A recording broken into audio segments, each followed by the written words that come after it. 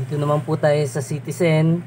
Si-share ko rin po sa inyo para yung mga common idea malaman nyo po. Dito po tayo ngayon sa 8200 ng Citizen panlalaki. Kasi po itong relo nung may-ari, nabagsak niya daw po yung relo.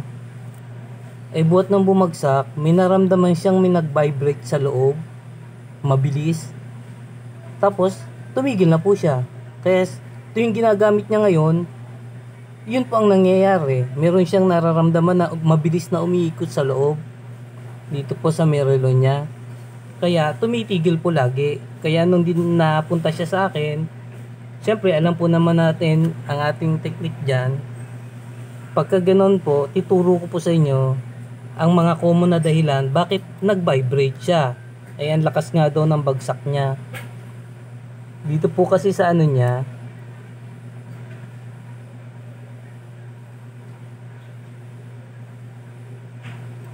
dito po sa ano niya dito, yan po, tignan niyo po ayan po, sabi niya may nag-vibrate daw sa loob. So inantayin niya lang, tapos kusa naman siyang tumigil, ikot daw ng ikot. Kaya hinubad niya nga daw po kasi baka akala niya kung ano yung nandun na umiikot sa loob kaya hinubad niya. Ngayon nung dinadala niya sa akin, ayan po, natigil na. Ganyan po ang nangyari. Nung bumagsak ng malakas, umangat po yung stopper ng rotor po niya. Itong 8200 na Citizen po. May stopper po yan Ngayon, syempre alam po naman natin, ang sinabi ko sa kanya, sige po, gagawin natin. Sinabi ko yung presyo, okay lang sa kanya. Kaya, nung tinignan ko po yung makina niya, ito po ang nakita ko. Ito pong stopper niya, stopper ng rotor. Ayan po nakaangat nga po siya Ganyan po ang common niya kasi manipis lang po ito Sa barrel drum po stopper ito. Manipis lang po ito. Kaya nung tinignan ko, inangat ko yung stopper, inipit ko ganyan, tapos hinila ko siya, ibinalik ko siya sa dating pwesto niya. Yan. Ngayon, andun na po siya. Naibalik ko na po.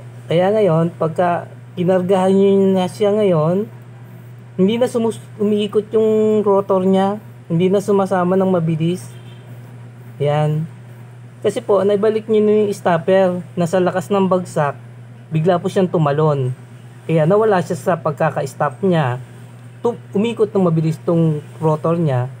Kaya ngayon po, kita nyo po, naandar na siya. Yan. Yan po. Naandar na po siya Kanya.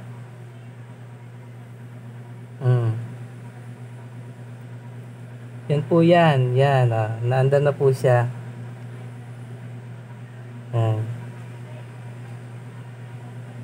Obserbahan nyo lang po yan mga 5 to 10 minutes.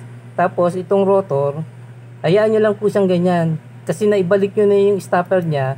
So tuloy-tuloy na po ang andar niya ngayon. Hindi na siya nagbabibrate kasi yung stopper na ibalik niya na.